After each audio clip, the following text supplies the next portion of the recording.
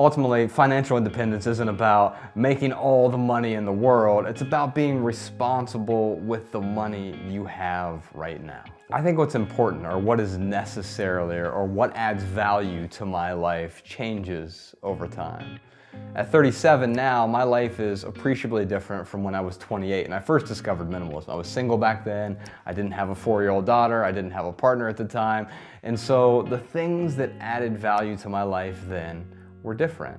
And so the thing that is most essential now, out of all of the things that I have, or the values that I have, the thing that's most important is the ability to let go. Realizing that, okay, just because I get value from something today, and it served a purpose during this season of my life, that doesn't mean it's going to serve a purpose tomorrow. So I need to be willing to let go of the things that stop adding value to my life. And at the same token, minimalism isn't about deprivation. I want to be willing to bring new things into my life if they're truly going to add value. Before I buy something, I want to make sure I can afford it. I want to make sure it's going to serve some sort of purpose in my life. I can use it as a tool, or it'll bring me joy in some way, or it'll be a great experience. I want to make sure that it's a responsible thing to do with that money. It's the best use of that money. And I want to make sure that it's the best thing to bring into my life.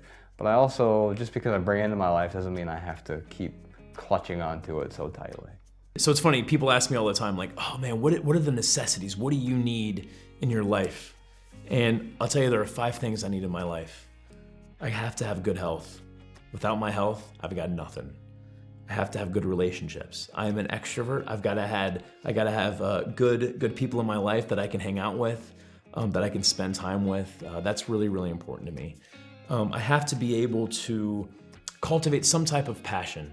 Whether it's writing, or whether it's mentoring, or whether it's snowboarding or mountain biking. I've got a lot of different things, different hobbies that I like to do. And not one really stands out more than the other. But I like to have a lot of passions in my life that I can kind of go to when I need to. And then the last 2 things kind of go hand in hand. I have to have growth in my life, and I think the best way to do that is by contributing beyond myself in a meaningful way. So growth and contribution are the last 2 things that I 100% need in my life.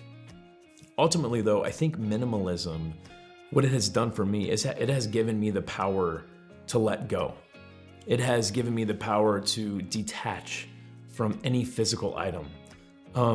If we finished up this interview and then my girlfriend called me and said, Ryan, bad news, while you were doing that interview, our apartment, it spontaneously combusted, and the only thing I was able to get out was me and the cat.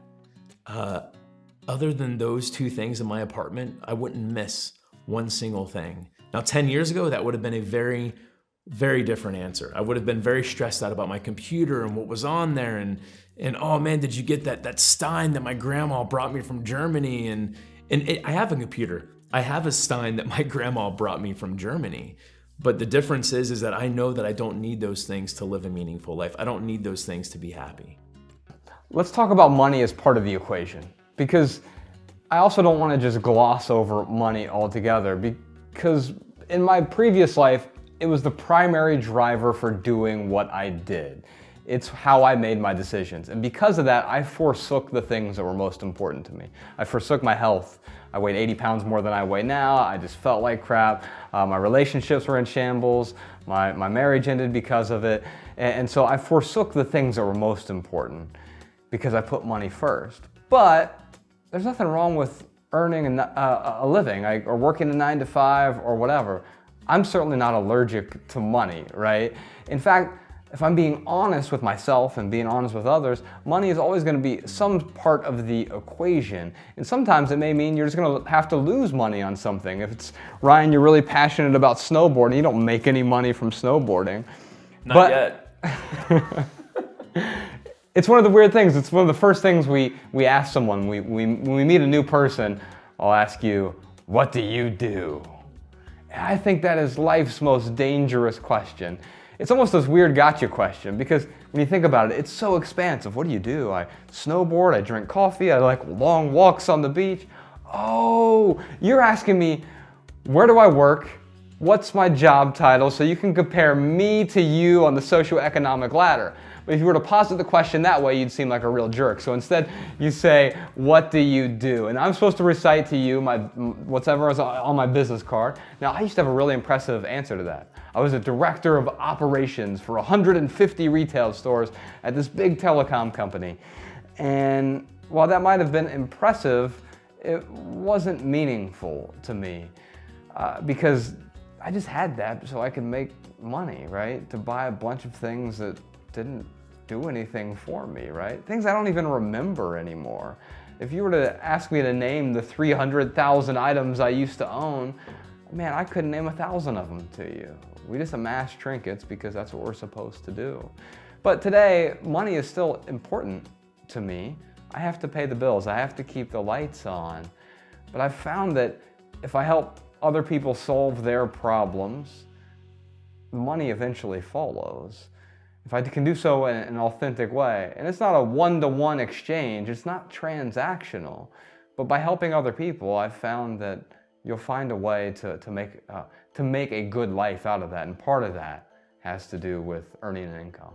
So as I made more money, I became more financially dependent, not independent. So I think this idea of minimalism or living simply or being more intentional with our resources is not a new idea. You can go back to the Stoics, you can look at Emerson or Thoreau, you can go to every major world religion from Christianity to Buddhism to Islam to Hinduism, and you realize that there are a lot of these same tenets here. So it's not a new idea. What is new is this problem of overindulgent, rampant consumerism.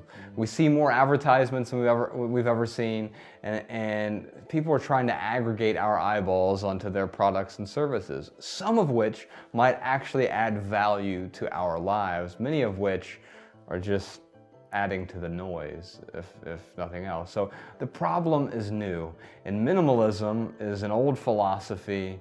It's an old answer to a new problem. I don't think people should deprive themselves long term, but I think short-term deprivation is necessary if we want to make a significant change. Instead of saying needs, wants, and likes, maybe if I had to say essentials, like what's truly essential in my life, identify that. Have to have a roof over my head, have to have utilities, you have to have food, have to have clothes, but guess what? You already have enough clothes. The average American throws away 82 pounds of clothes every year. And so I think we're okay when it comes to clothes, right? So we have essentials, then we have non-essentials, those things that might add value to your life, but they aren't necessarily essential. And then we have junk, just things that aren't really essential, they don't even really add much value to our lives. They might be somewhat decorative, but that's it. And if we can eliminate the junk from our lives, if we can temporarily eliminate the non-essentials from our lives, we can regain control of our finances, and then we can slowly and deliberately bring those non-essentials back into our lives, but only the ones that truly serve a purpose in our lives or truly bring us joy. And we'll find that we're not bringing in most of the junk that we got rid of in the first place. So when I think about minimalism and I think about the FIRE community, where they intersect is, so the idea with the FIRE community is becoming financially independent. Minimalism will help one to realize they need far less than what society tells them they need to be financially independent. So when I was in the corporate world, when I was 25, 26 years old, I had that $1 million mark in my head. I wanted $1 million. But again, I don't know what that $1 million was gonna get for me. It just sounded like a big number that I would be able to pull from and live a decent life without being tied to the man, without being tied to owing people money. What minimalism has helped me see is that I need far less than $1 million to be financially independent. So minimalism for the FIRE community, it can help people to whatever their number is, it can help that number be much lower than what they initially thought. You know, it's not sexy, it's not exciting, but the truth is, if you want to be financially independent, you have to have a budget. You have to be willing to get out of debt and stay out of debt. You have to be willing to invest in your future self as well, planning for retirement, having some sort of safety net there. And you have to be willing to contribute beyond yourself, because you're not actually free unless you can do something with that freedom, because wasted freedom isn't freedom at all.